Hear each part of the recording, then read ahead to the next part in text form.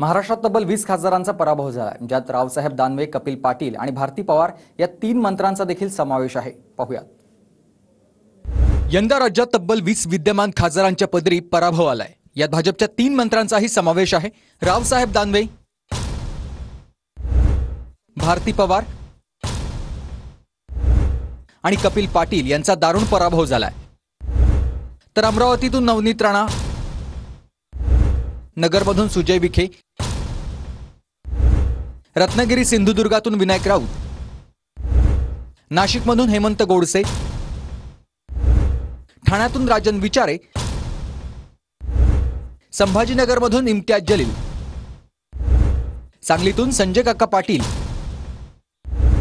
माढ्यातून Ranjit Nimbalkar,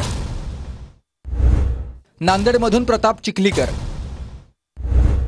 लातूरमधून Sudhakar Shrungare, नंदुरबारमधून Hina Gavit,